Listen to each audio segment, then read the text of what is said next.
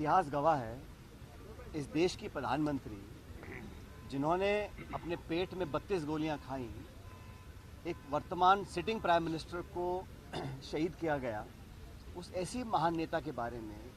और ये परंपरा होती है, जो व्यक्ति सदन का सदस्य नहीं है, व्यक्ति दुनिया में नहीं है, और वो महान महिला जो देश की प्रधानमंत्री रही हो, उसके खिलाफ इस प्रकार की बात बोलना प्रश्नकाल में, जहां उनका कोई संदर्भ नहीं था, उनकी धारणा कहीं ना कहीं जानबूझ के उनको अपमानित करने की थी, इसलिए जानबूझ के उस बात को रखा गया ताकि सदन और देश में तेज ना फैले।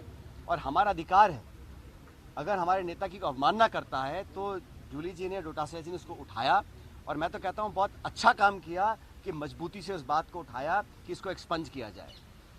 जो गतिरोध पैदा हुआ, सारे विधायकों ने धरना दिया, और हमारी मांग कितनी थी?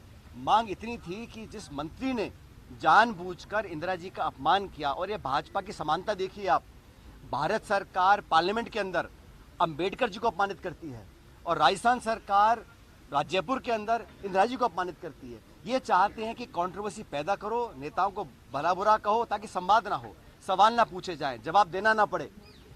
और मुझे बड़ा दुख है कि राजस्थान में परंपराएं नहीं रही। पूर्व मुख्यमंत्री हो माथुर साहब, पूर्व प्रधानमंत्री हो, उनके बारे में भला बुरा कहना बिना तथ्य के आधार पर, सिर्फ कीचड़ उछालना, ये किसी भी सरकार के मंत्री को शोभा नहीं देता। और सरकार का मुखिया मुख्यमंत्री होते हैं, उनको आके स्पष्टीकरण करना चाहिए था, एक्सपंज स्पीकर साहब को करना चाहिए था। बावजूद उसके 3-4 दिन के धरने के बाद जब इस बात पर सहमति बनी कि दोनों पक्ष अपनी बात रखेंगे, और हमेशा होता है हर गतिरोध का समाधान चर्चा के बाद होता है, जब समाधान की ओर हम बढ़ रहे हैं।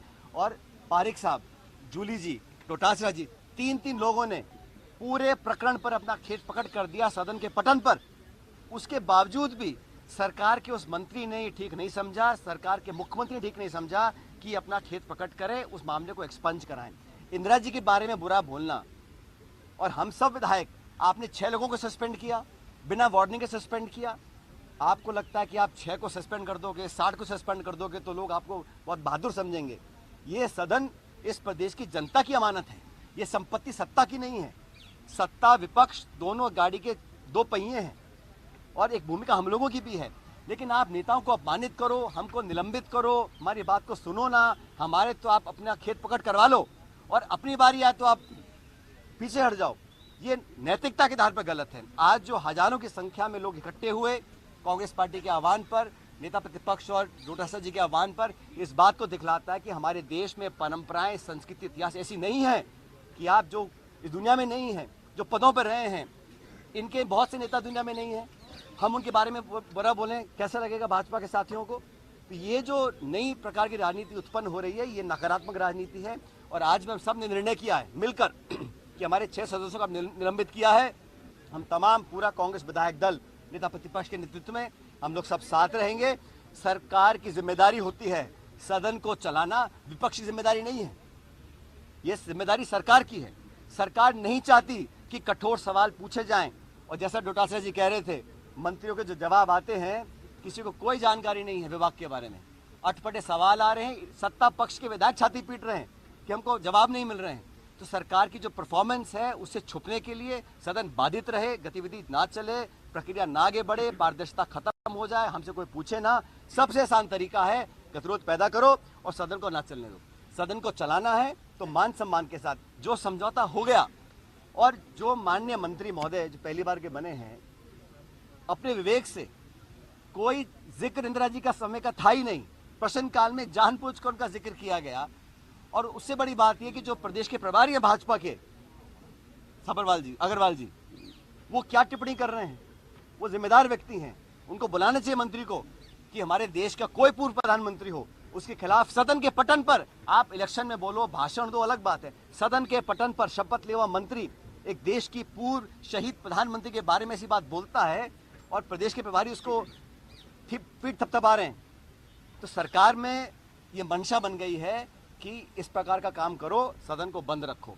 लेकिन जनता जागरूक है, और कांग्रेस पार्टी का तमाम कार्यकर्ता, और आपकी मैं गलतफहमी दूर कर दूं, हमारे नेता प्रतिपक्ष जूली जी हैं और प्रदेश अध्यक्ष डोटासरा जी हैं, और हम सब लोग जो विधायक हैं, इन दोनों के साथ मिलकर काम कर रहे हैं। पूरी पार्टी ने, ये व्यक्तिगत इशू ही नहीं है, इशू ये नहीं है कि जूली जी ने क्या बोला, गोविंद जी ने क्या बोला, इशू ये है कि जिस मंत्री ने इंदिरा जी को अपमानित किया, सदन के पटन पर देश के सामने अपमानित किया, उस पर खेद प्रकट करने में उनकी नाक कट रही है।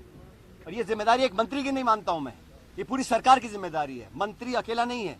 और जो झगड़े चल रहे हैं, अब डॉक्टर किरोड़ी मीणा जी कह के थक गए कि मेरा फोन टेप हो रहा है, मेरा फोन टेप हो रहा है। ना तो उनको निकालते हैं, ना उनको काम देते हैं।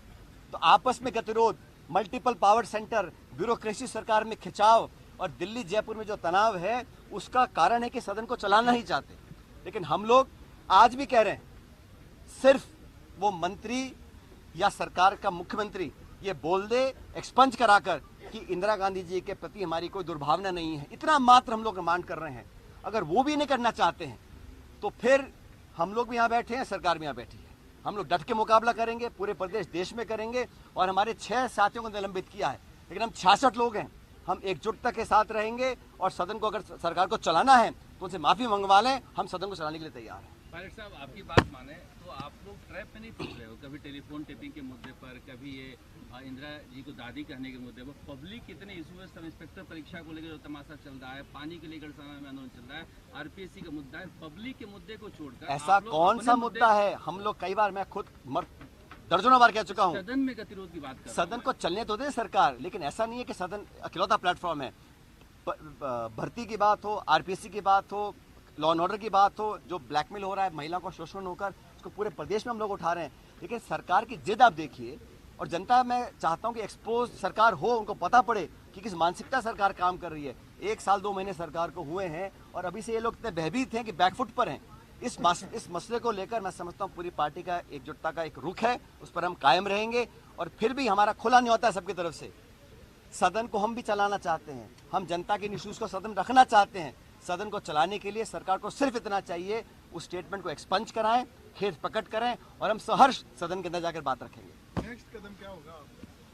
अब तो बॉल तो सरकार के पाले में है, गेंद हमने बात रख दी अपनी, आपने हमारे साथियों को निलंबित कर रखा है। हम सब साथ रहेंगे, हमने आज बहिष्कार किया है और हम सब इकट्ठा रहेंगे।